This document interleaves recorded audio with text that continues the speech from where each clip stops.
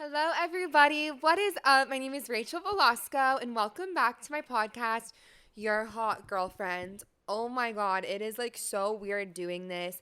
I literally thought that I was done with the podcast. I thought I would never say these words again.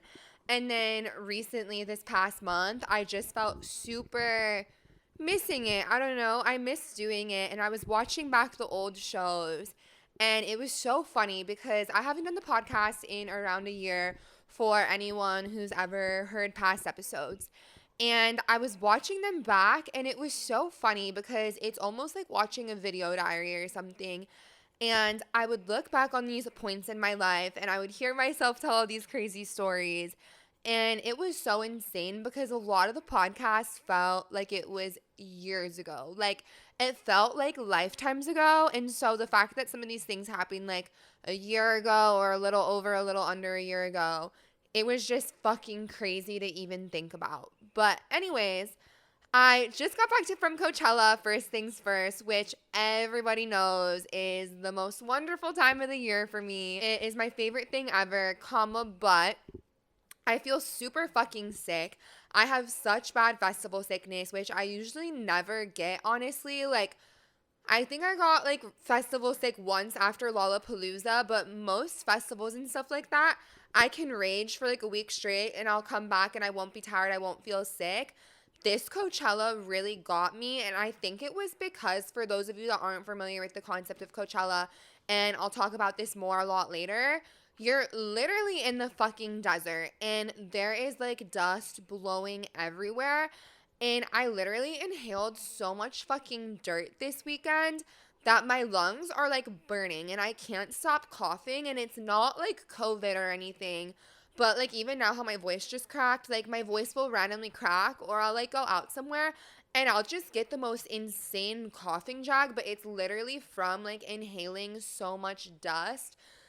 So yeah, that's why my voice is all fucked up. Usually, when I do the podcast, I write out a pretty detailed outline, and it's not that I'm like rewriting the show. Obviously, a detailed outline for my standards isn't very detailed, but I usually like plan out what I want to say and things I want to talk about, or like go back to something I talked about the last episode.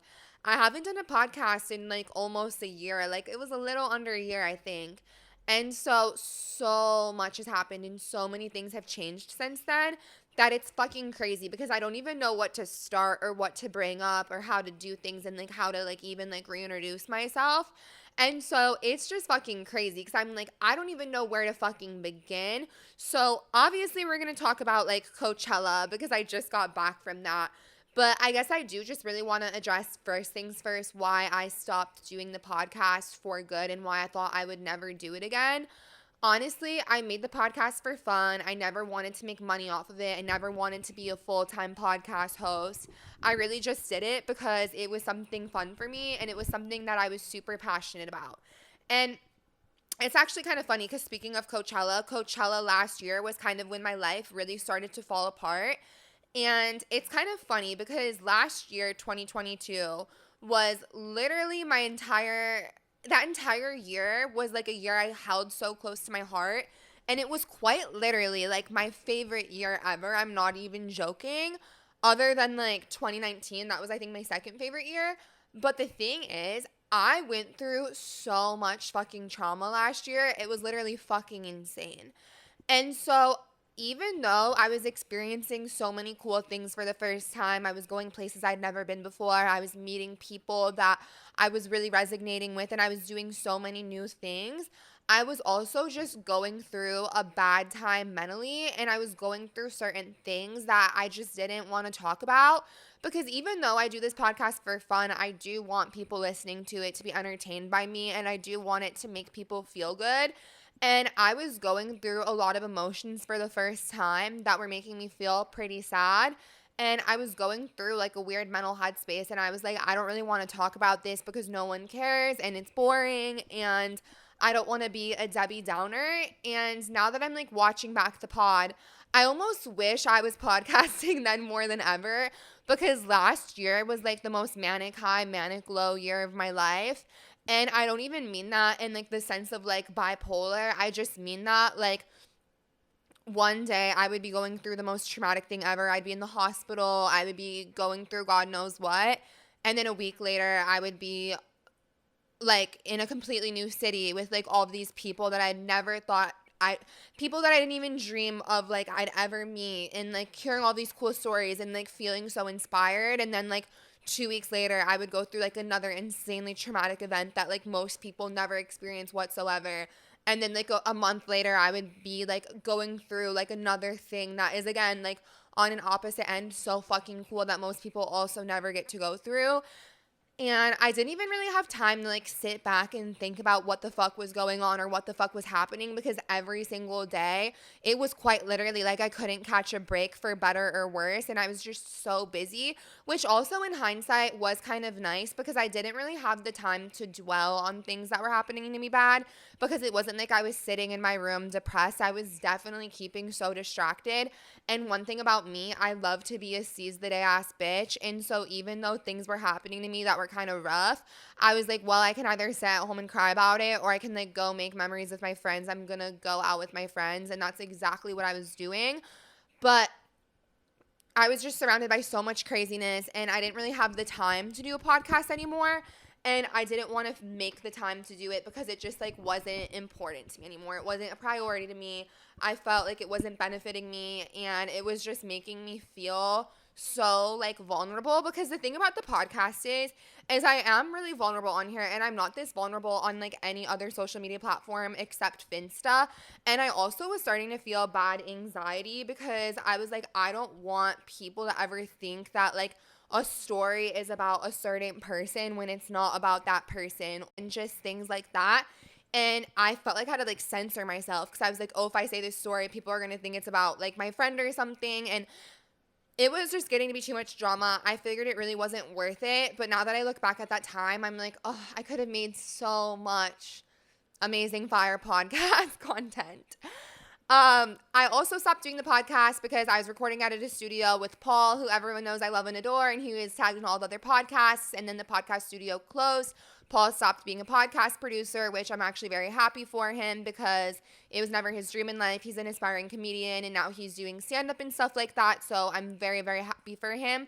For my own selfish reasons, I miss him a lot, because now I'm filming in my apartment, which sucks, and I don't know how the audio is going to be, and I don't know how this is going to look, and I'm just truly raw dogging it. And I'm going to be raw dogging it for some time until I like truly, truly, truly get the 411 down on it. But for what it's worth, I feel like it's good enough. And I don't know, I just feel like I'm finally back and ready to talk about things. And I'm actually excited, because for the longest time last year, there were like a few people. It wasn't even a lot of people, but there were a few people that really fucked me over good. And they fucked up my brand. They fucked up my business. They fucked up my self-worth. They fucked up my life. And I fucking hated them, right? Like, I hated them. And up until last year, I had never really felt the emotion of hate, which I know sounds so cliche, and I know it sounds like I'm like Gandhi or something, but I'm being so fucking serious with you guys. I never had animosity towards anyone. I never hated anyone. Even people that wronged me or fucked me over, I would still have way more love for them than I had hatred. And so there were a few people that like really did some fucked up shit, and I hated them. And it was like such a weird emotion for me, because I hate hating people, and I hate having animosity for people. And that entire feeling was so new to me, and it was giving me such bad anxiety and such bad depression. And I'm not sure, maybe I have Stockholm syndrome or something else wrong with me, but I can finally say I'm at a point in my life where I've like truly forgiven everyone that's wronged me. And even if they've done something really fucked up to me, I just am at the point in my life where I'm like, well, they fucked me over good, and I wish them the best. And so it's a lot easier to talk about like things that have happened to me, because I don't hate them anymore. You know what I mean? Like last year when I was hating these motherfuckers, if I would have like jumped on the mic, it would have been crazy. But now I can kind of talk about things, and it doesn't really trigger me, because I don't hate them. And I'm just like, well, they did this and it was really fucked up, but I've moved on from it, which is like so crazy, and honestly something I'm so proud of, because even a few of those things I went through, I feel like I got through them really quick. And again, like maybe, 10 years down the line, I'll be re-traumatized by it, or something else will come up and I just don't know. I don't know how I'm going to feel about it forever. But right now, I feel like I'm definitely in a really good place, which is like something I'm super happy about and something that I think is super cool and something that took me personally so much time and so much energy and just so much fucking bullshit, which like also really annoyed me at the time. I was like, damn, bitch, I'm already mentally ill. Now y'all all gotta fuck with me. And I have to go making peace with like not only my demons but yours. Like, be fucking for real. Like, there are only 24 hours in a day. Like, it definitely was a huge inconvenience. But now that the inconvenience is done, I am back and ready, better. I'm back. What's the phrase? It's like, I'm back and better than ever, baby. I think that's the phrase. I'm back and better than ever, baby. But anyways, I just got back from Coachella, which explains my terribly botched spray tan and the artist pass on my wrist, bitch, and my uncombed hair and me looking like a rat. I just got back from Coachella. Coachella is my number one favorite time of the year.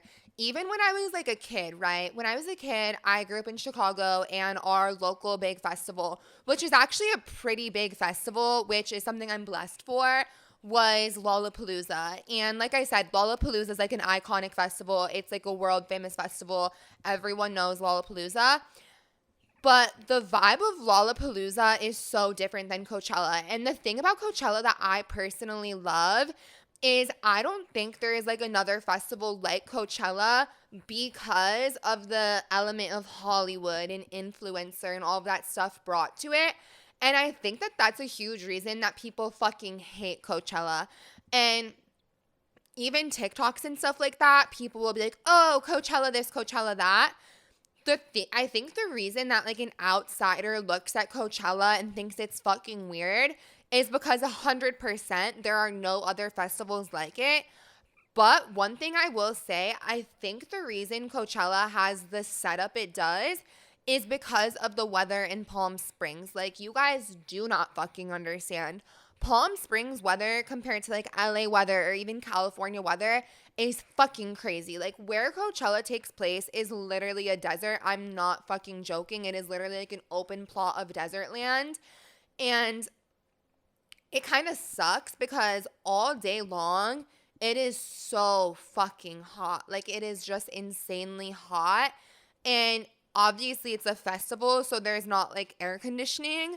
And it's almost like dangerous, in my opinion, to like be at Coachella all day and then stay there all night without remaining like insanely hydrated, which at Coachella and stuff like that, it is kind of a hard thing to do. Like, that is one thing I wish festivals were a little better about, is having like places for people to stay hydrated, because that's like the thing about Coachella. Like, if you want to get a drink or something, like water even, there is like always a line. It's hard to find. You kind of have to walk hard for it.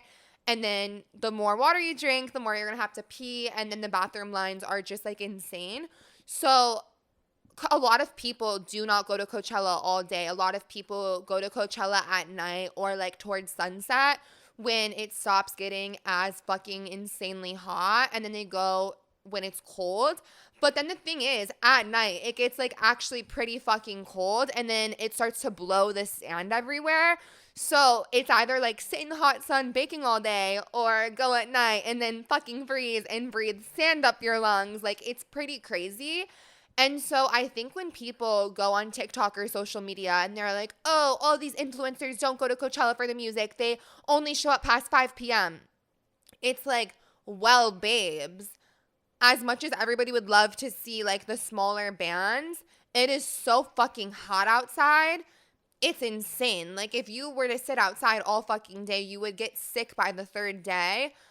It's just hard to like go there and like literally be there all day, which is something that I also wish was like, again, like better about it, because I love being at Coachella when it's like sunny out. It's so much more aesthetically pleasing. It's like so cute. You get to sit and vibe with your friends. It's definitely a great moment to like eat and hang out. but it's just so fucking insanely hot, and that's why everyone goes to like Revolve Fest or some random day party and like all of those branded events compared to a festival like Lollapalooza, for example. I personally can go to Lollapalooza all day, all night, and I won't feel like super cooked or super sick, but it's because Chicago weather is like way different than being in a desert. Even EDC, I can go to EDC all night long and I won't feel the way I feel after being at Coachella. Before we get into my Coachella experience, because that was like honestly one of the main reasons I wanted to do a podcast again, is like, God forbid I shut the fuck up about Coachella. Like, no, I will take any opportunity I can get to hop on the mic and talk about Coachella. One thing I forgot to mention, so since the last podcast, right, I actually got a boyfriend and we already broke up, so there is no need talking about him. My first comeback podcast episode was literally like devoted to my ex-boyfriend, because this is like my first ever real official boyfriend that actually claimed me. Like, obviously I've been in like relationships before, which is such an LA concept, but it's like I've been in relationships with people before, but I've never been someone's girlfriend. Like, it's always some situationship ass back and forth nonsense. And so I got my first ever real boyfriend, and we broke up, I think like a week or 2 weeks before Coachella. Okay, so we hung out the weekend before Coachella. We actually met at Coachella too, which is funny. But he was my first ever real boyfriend, and he is just the best. I have nothing bad to say about him, which is kind of why I was like, there's really no point talking about our relationship and like dissecting it and this and that. And for the longest time, I really thought like, oh, me and him are going to get back together and we're just taking a break. I don't really think we're on a break anymore. I think we kind of officially broke up, and I'm proud of myself because normally in a relationship, I am the type of girl that likes to beg and I like to be desperate, which I still was very desperate with this boyfriend because I'm desperate for my own satisfaction. But like normally after me and someone end things, I just like beg and beg and beg for a second chance. Now I'm kind of at the point where I'm like, okay, I already did that. I already begged for my second chance. We already hung out last weekend after breaking up. And I cannot force him to love me. I can't force him to like me. So therefore, I just don't really give a fuck about it anymore. It's one of those things. It's like, he's so cool. He's awesome. He's the best. It didn't work out. And that's okay. The reason I brought that up is because it's going to intertwine in the Coachella story later. So, as you guys know, Coachella is my fucking Super Bowl. It is like my favorite thing ever. And last year, I went with my friends Caitlin, Sarah, and Sienna. And we went with a sponsor. When we say sponsor, we went with a sugar daddy, David, who hates all of us. I'm pretty sure he blocked all of our numbers and moved out of LA. Like, he seriously is so over us. But he really did give us like the Coachella of our dreams. So like I was saying, back when I was living in Chicago, I would go to Lollapalooza a lot. And the thing about Lollapalooza is it's really cool, but it's like a festival. And a lot of the people who go there are like all GA. They don't really have like VIP artist pass things. And if they do, it's like definitely for like artists and stuff like that. And the atmosphere of it is very more like music based. There's not a lot of influencer scene or anything else. And it was cool to me, but I would always be like, damn, I wish people like put on a cute outfit for Lollapalooza, or I wish they had something to like vlog or do anything. So I would binge watch Coachella vlogs over and over. And before I even went, I was just in love with the idea of Coachella. And I would see all these girls post like at Revolve on the swings, and I would see the Ferris wheel, and I would see everything. And I was like, this festival looks like the coolest thing in the world. And this was back when like Vanessa Ann Hudgens, when like King Kylie era, when everyone was going to Coachella and everyone was wearing like boohoo chic, and it was like all over Tumblr. And I was like obsessed with Coachella from like a young age. Like, it was just always like my dream to go, because even though, like I said, I had been to a lot of other festivals and I would go to Lollapalooza every single year, people just don't like serve and like dress and act the way they do at other festivals, the way a crowd does at Coachella. So last year, I had really high expectations for Coachella because I'm pretty sure I've seen every single video on YouTube with the word Coachella in it like 5 fucking times. And I'm just like so obsessed with the idea of it. And so I had really high expectations for Coachella because everyone would make it look so fun. And we all went, and like I said, we were going with the sugar daddy. So we had everything planned out to like a T because we weren't paying for pretty much anything. So, oh, we wanted to stay at that house.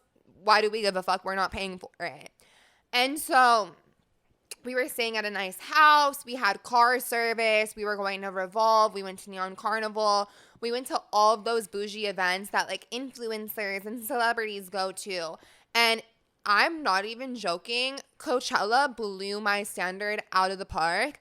I'm also like a girl, and so I think I like really do love that kind of thing. Like I love influencer culture, and I love Revolve, and I love seeing everyone's crazy outfits, and I love doing like crazy makeup and seeing glitter and stuff like that. So I definitely was having so much fun.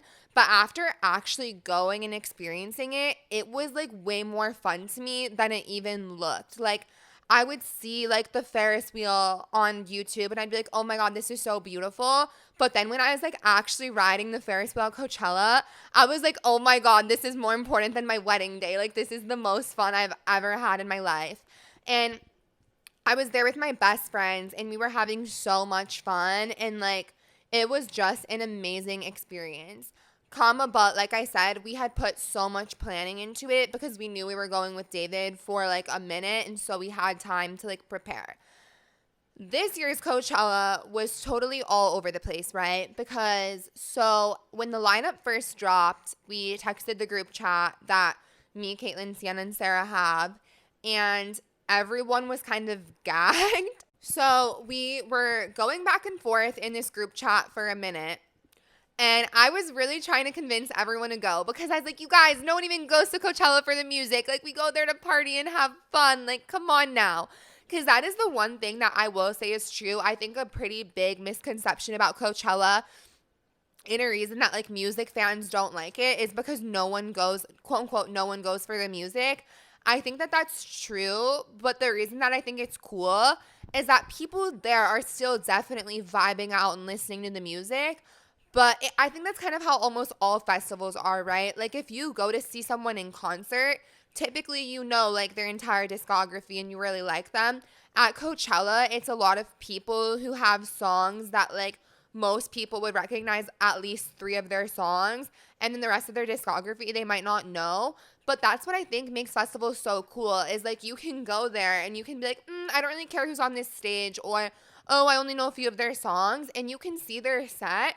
And you can, like, go home looking them up and, like, being obsessed with their music. And so I think that that's what makes Coachella cool is that people don't really focus on, like, seeing this person and that person. But then it gives whoever's on stage an opportunity to, like, prove themselves and, like, get a new fan base and, like, play new music and play new songs. And I also just like the idea of, like, vibing out to music with your friends and just, like, chilling and talking and having fun. As in comparison to like a concert where like you can't really like talk and everyone's like standing and watching a show. I just love the culture of like festival music. You know what I mean? Anyways, no one in our group chat was like dying over the lineup. We were only dying for Frank Ocean because everyone knows Frank Ocean is rare as fuck.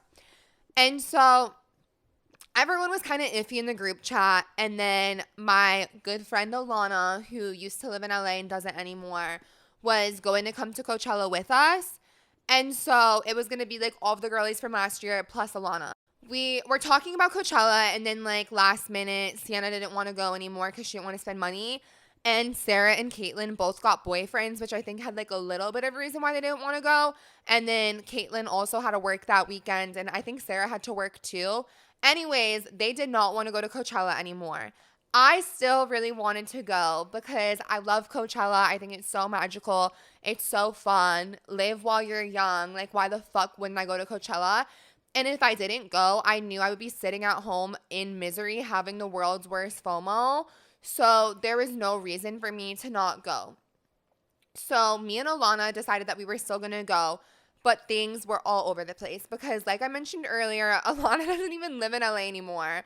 So she flew from New York to here because she lives in New York now. So Alana gets here, I think it was Wednesday or Thursday night. No, she got here really late Wednesday night. All day Thursday, we were fucked because we were supposed to get this ticket from this asshole named Scott. So fuck you. He scammed us out of our ticket like a fucking jerk. I literally, don't get me started on him. Scammed us out of our ticket, and then we had no fucking ticket, and we also had to drive to fucking Orange County to get the ticket, which just disgusted me. And we didn't even get the fucking ticket. So that really made me mad because we were supposed to get to Palm Springs on Thursday. Thursday night comes around. We don't even have our fucking ticket. Thank you, Scott. And we at this point had no plan, no idea what was going on because we literally, quite literally, did not have a ticket. All of our friends had VIP or artist pass. We had nothing. So me and Alana were like, fuck, are we even going to go at this point? Like, what the fuck is going on? And it was just so stressful.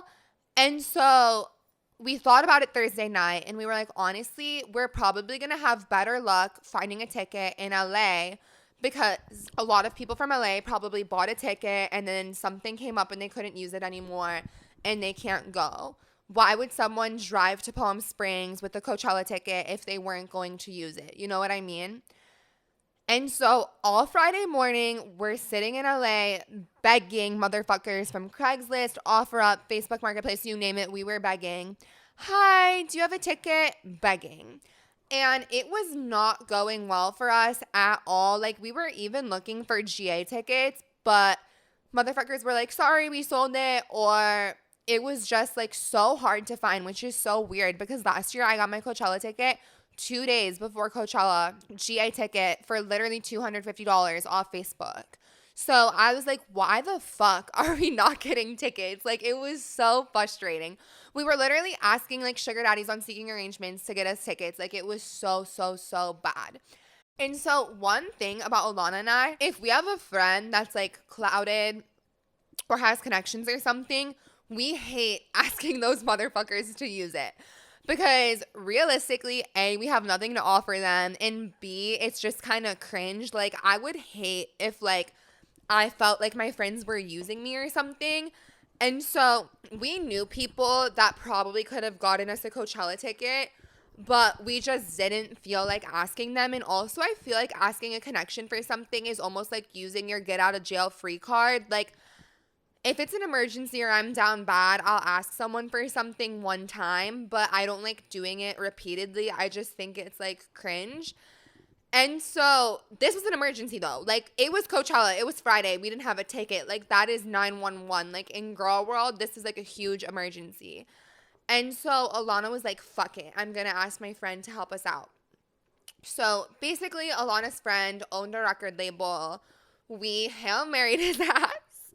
And we were like, we don't have fucking tickets. We are in Palm Springs, which wasn't true. We were still in LA. But we were like, we're in Palm Springs. We don't have tickets. We got scammed. Like, please, fucking please help us. Like, we're going to die. Like, no Coachella. Like, we're going to die. And he was like, okay. Like, I'll see what I can do. So we go to pick up our tickets because he comes through for us. And this is why I owe Alana my life. Like, Alana was the girly pop that used her get out of jail free card. We go to pick up our tickets. We get to the little box office thing. And we were expecting GA. And at this point, we were going to be prancing and doing cartwheels for GA. Like, we were just happy to be there. Everything was so fucking chaotic from the night before. We didn't even know what we were wearing. Every single outfit I wore, 2/3 of them were from Alana. The other outfit was from Fashion Nova that arrived Friday morning, which I wouldn't have even got if we were still at Coachella. Everything was so last minute. It was such a fucking mess. We go to pick up our wristband, and I was like, oh my fucking God. We have artist guest pass. And so me and Alana were literally like crying tears of joy because in girl world, artist guest pass to Coachella is the gift of a lifetime. It is a Christmas miracle. It is just more important than an engagement ring. It is literally like the doll. Like, what more could a girl want or need? And so we were so, so happy. We were crying tears of joy. But all of our friends were at Coachella, and we told them we weren't going anymore because we had no tickets, so we had nowhere to put our clothes on. So we drove to Starbucks, aka Old Reliable, and we did our hair and makeup in the bathroom. And then we went to Coachella. We got there at like 8:30, so we pretty much missed everyone except for Bad Bunny. But we were just happy to be there. We get to Coachella. I think Friday night we went to a party or something. I think we went to Zenyatta or tried to go. I don't even know if we went. And then we were like, fuck, we have nowhere to go. Like, what do we do? We luck out because my really good friend who works for this brand that I've worked with before, well, he's like, hey, we're having a party. Come here. Me and Alana are looking for hotels at this point because we've been in Palm Springs for like under 10 hours. And nothing is organized. Like, literally nothing is together. And so I was like, I can't go to a party. Like, I'm looking for a hotel. He was like, why the fuck are you staying in a hotel? I was like, we literally just got here, blah, blah, blah. We got scammed Thursday night. Everything fell apart. Like, our other friends were staying in an Airbnb, and we were going to stay with them. But a lot of Airbnbs in Palm Springs during Coachella weekend are hella fucking whack. And they, like, don't let people have more than X amount of people on the reservation because they don't want parties thrown and stuff. And so our friend's Airbnb was like, if you have over the head count of people in this house, we are not going to give you your deposit back. So we couldn't stay with them anymore. So we were like, oh my fucking God, we're going to have to, like, sleep in the car. My friend that, like, runs the marketing for the brand was like, why don't you guys just stay at our house? Like, it's fucking huge. So we go to his house, and it is literally a fucking mansion. Like, it was like a 10-bedroom house, 2 hot tubs when you first walk in the front yard. The backyard looked like a fucking resort. It had mini golf in the backyard, 3 fucking pools. It was literally the most beautiful house ever. Game rooms, in-house DJ, pinball machines, you name it, our house fucking had it. And so I was like, oh my God, we fucking finessed. Like, first we got scammed. We had nothing but tears and heartbreak. Now we're in Coachella Valley with Artist Pass and a multi-million-dollar house. Like, the house was like a night to rent it, $10,000 a night, plus like other things going in. And it was on the street where, like, a lot of the brand houses are. Like, it was on the street of, like, the Geo Jam house and the Lucky Brand house and the Unruly Agency house, which is basically where, like, a lot of brands either have, like, influencers stay or throw events. And so our Coachella house was literally so nice. And it was so close to Coachella, too, which made everything so much easier because it's kind of hard to get a house near Coachella that is like that close. Usually people stay like a half hour-ish out because there's like traffic and there's not a lot of houses. Like, it's literally in the middle of the fucking desert. And so it's hard to get that lucky unless you literally want to spend like $10,000 plus a night. And so me and Alana were like, oh my God, we slayed so hard. Like, we literally did not have to pay for our ticket. We did not have to pay for our house. Like, we literally just drove here. We've spent $50. Like, this is fucking sick.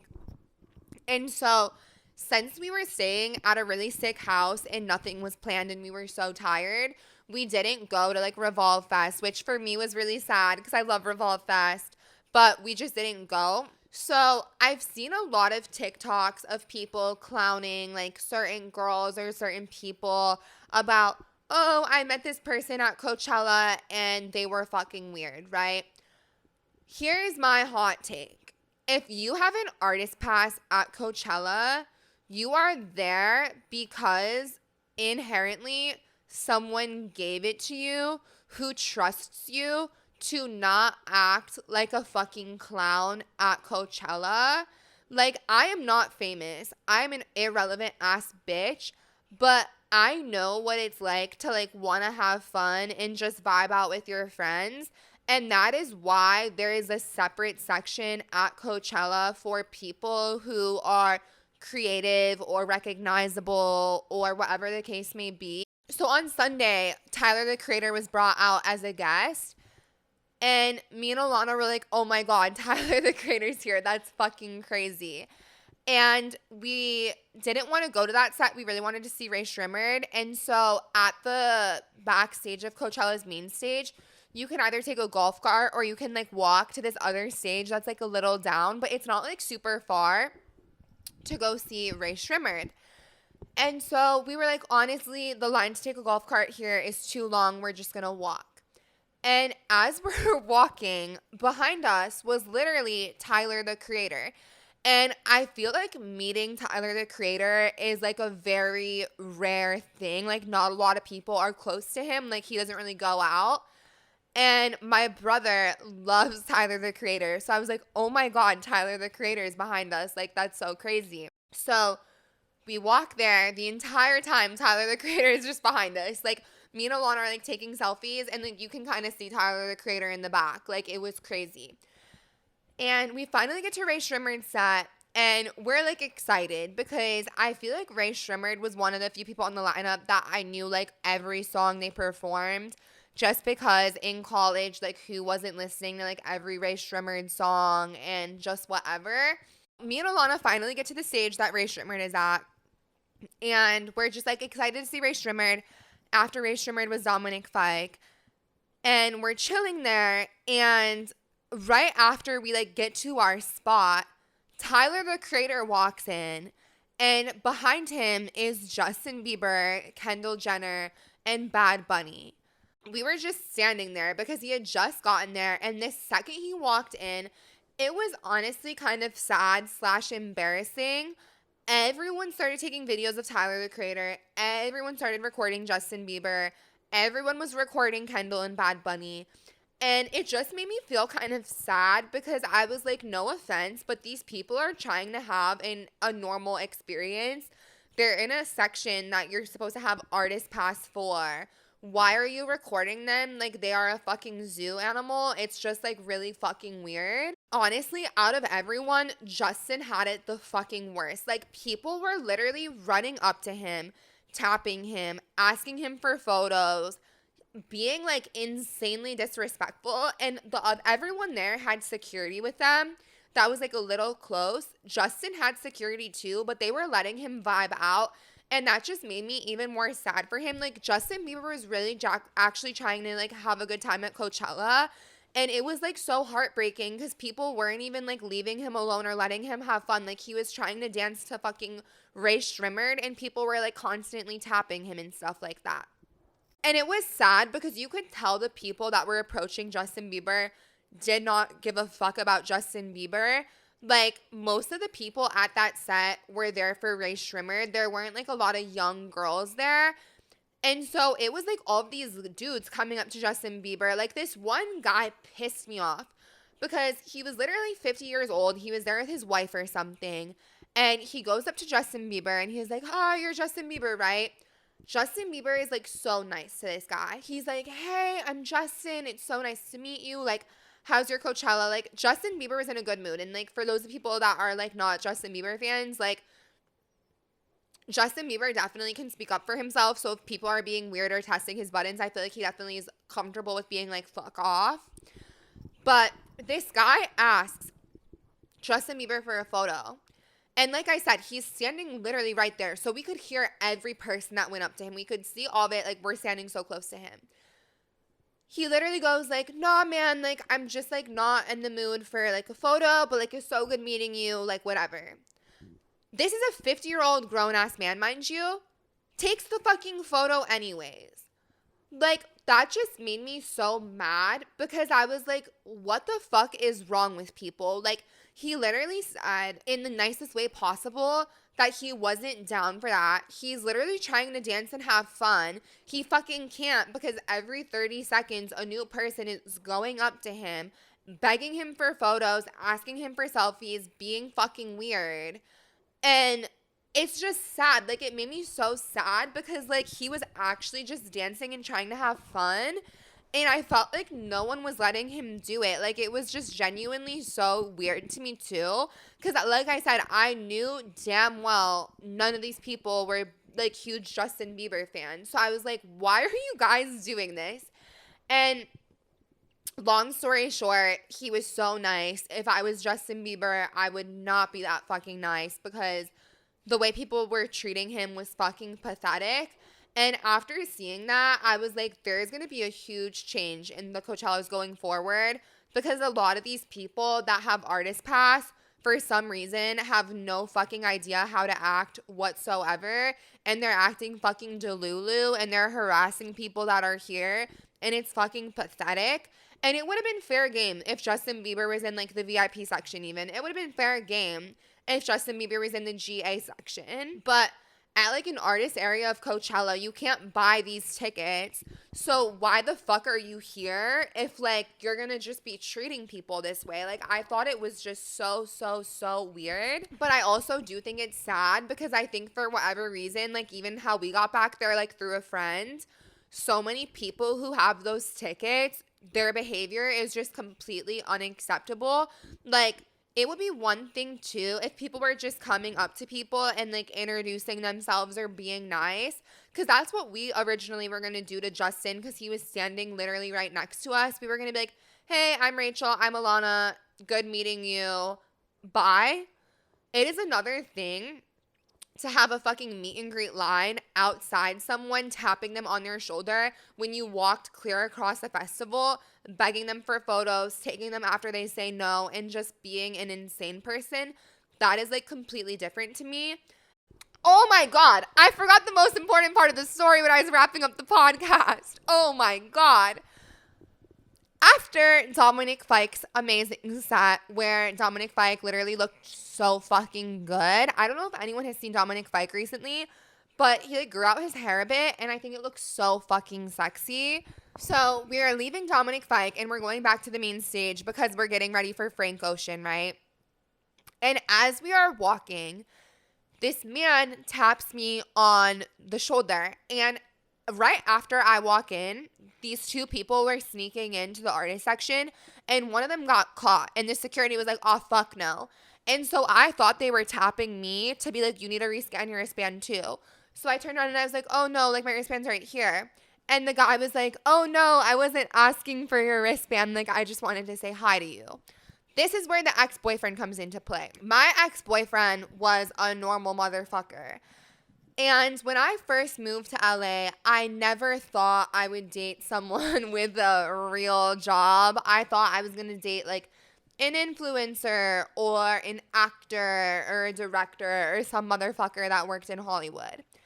After dating my boyfriend, I was like, I never want to date anyone in the LA scene ever fucking again. These people are assholes. They treat me like shit.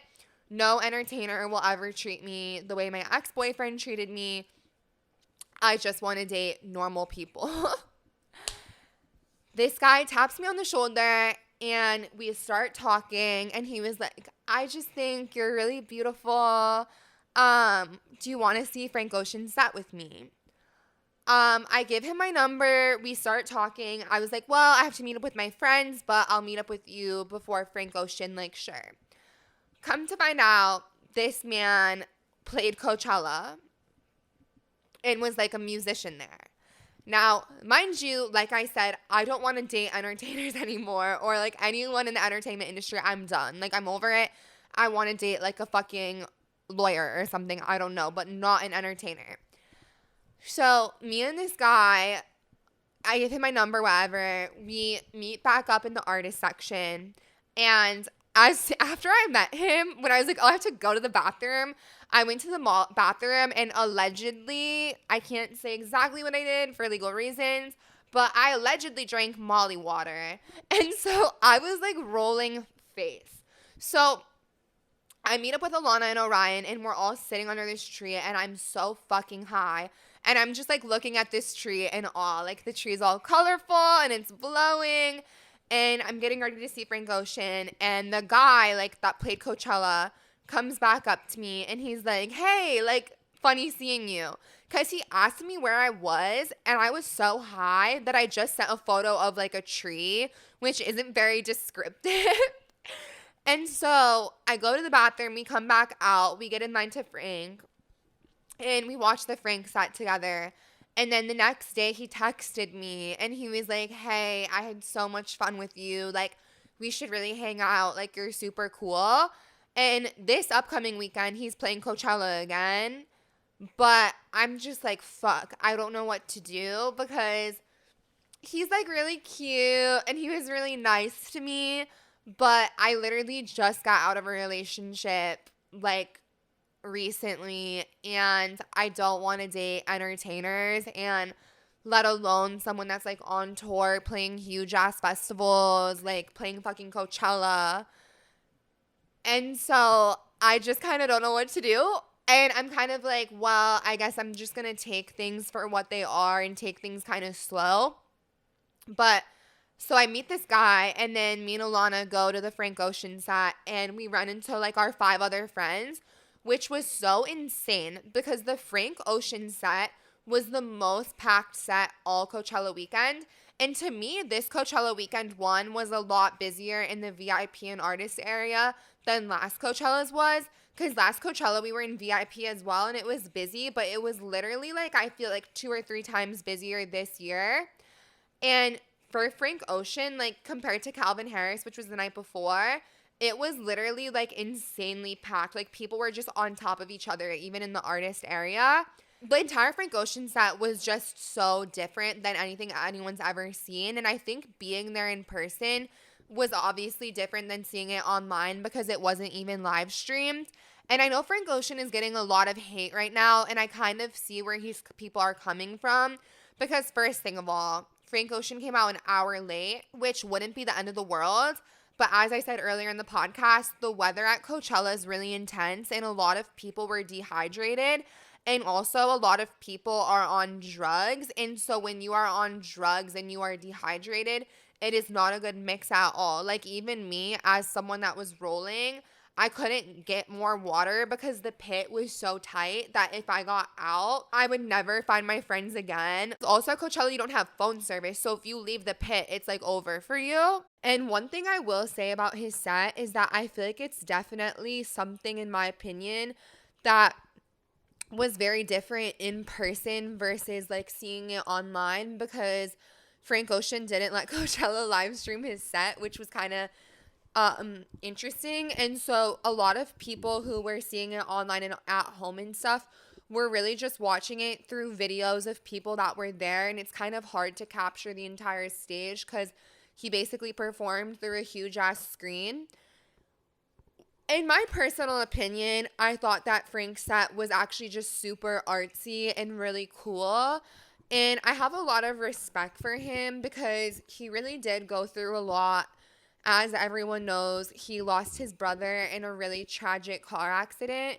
And he literally mentioned at Coachella that they would like always go there together and stuff like that. And so I feel like people don't understand how hard and truly traumatizing that could be for someone to just lose someone you love so much and have that memory. And I understand why people were saying, oh, he shouldn't have agreed to do it then. But to play devil's advocate, it's like, how do you know he didn't think he was capable of it and trying to overcome something and make a commemoration to his brother? Additionally speaking, at least he showed up. I understand that it was different. I understand he didn't perform a lot of songs. I understand he came out late. But to be fair, I think a lot of people were also really shocked he made it there at all. And seeing it in person, like I said earlier, I was rolling, so it would take a lot to unimpress me. Like I said, I was staring at the tree for a fucking hour. But I was really moved by his performance, and I thought it was so cool and so different.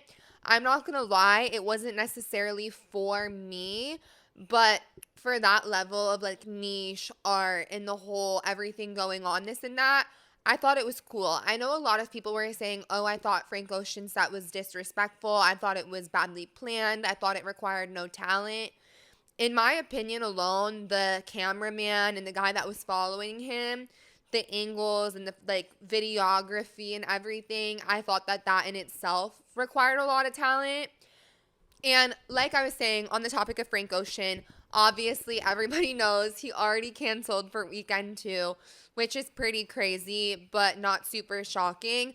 I was just shocked to see how much backlash he was getting. And I think so many people that were talking shit, it's like, I'm not going to talk shit about Frank Ocean's Coachella performance because I couldn't give a better Coachella performance. And I think Frank Ocean, despite everything, despite loving it or hating it, I think he definitely had one of the most unique sets all of Coachella. So like I said, I enjoyed myself. My main criticism for Frank Ocean's set was the fact that he arrived late, simply because, like I said, in Coachella, due to the weather and stuff like that, it is hard to be there all day. And Frank's set, even from like the artist section, was the most packed by far. And this Coachella, the VIP and artist area and GA in general, it was a lot more crowded than I remembered last year being. And so people were in a tight pit, and him being an hour late, especially when people are on like a lot of drugs at festivals. Like, I literally saw someone overdose foaming at the mouth, and everyone was putting their like flashlights up screaming medic, and it still took like 2 or 3 minutes for a medic to arrive. And we were at the front of the artist section, like before the main barricade. And so that was something that did make me a little mad, the whole being late thing. It did cause a lot of people to like be waiting an additional hour and just have dehydration and things like that. I thought that that was a little uncool. And speaking of that, it is festival season. Everyone knows I'm a big festival girl.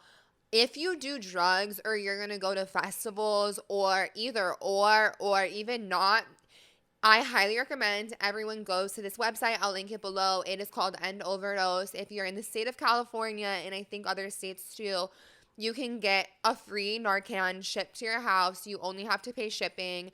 And it is the dopest thing ever because, like I said, we literally watched someone overdose and foaming at the mouth. Understanding how to use Narcan can save lives. It can save your life. It can save your friends' lives. It can save a random stranger. And it is something that is so important to know. Because like I said, with festival season and with people using drugs and not getting proper hydration and going on these 3-4 day long benders, it is so important to try to at least protect your neighbor or protect yourself. Because even if you don't feel comfortable enough to administer Narcan, maybe you just want to take the class and get the certification because it's free. Understanding these signs of an overdose or something that's bad and knowing what to look out for, and then being able to, like I said, call a medic and call someone who is prepared to administer Narcan, or holler for someone in the crowd who is more experienced with it. It is so cool and it is so dope, and it is so important to identify those symptoms. So that is something I just did. I just got my Narcan certification. I'm going to tag that below because, like I said, with Frank Ocean coming on late and stuff like that, we saw someone overdose, and that was really scary and super sad, and they were foaming at the mouth. I actually tried to find out if they died because it really did upset me, and I didn't see anyone die at Coachella this year when I looked it up, but I'm really praying for him and hoping he's doing well. And then literally shortly after, a girl standing next to me passed out, and they had to get another medic because, like I said, Coachella is so hot. You're there for 3 days. Everyone's dehydrated. A lot of people are on drugs. So that was my main criticism, and I'm not saying it's Frank Ocean's fault that people were passing out and stuff like that. The whole running late thing was a little uncool. But other than that, I actually really did enjoy Frank Ocean's set. I know I'm one of the rare people that will say that, but it's actually super cool because not a lot of people get to say they saw Frank Ocean live. And so that, again, was my only criticism on it. Everything else I thought was super cool. And I got to see Frank Ocean live with, like, a guy that played Coachella that I'm, like, talking to now that's, like, crushing on me. So that's kind of romantic, bucket listy. I guess we'll see where that goes. I kind of feel like it's going to go nowhere because, like I said, I don't want to date entertainment industry people anymore. But at the same time, he was, like, really sweet and really nice. So I'm like, maybe I should give him a chance. I don't know. We'll see. Anyways, thank you so much for listening to Your Hot Girlfriend. I'm back. I don't know when the next podcast will be.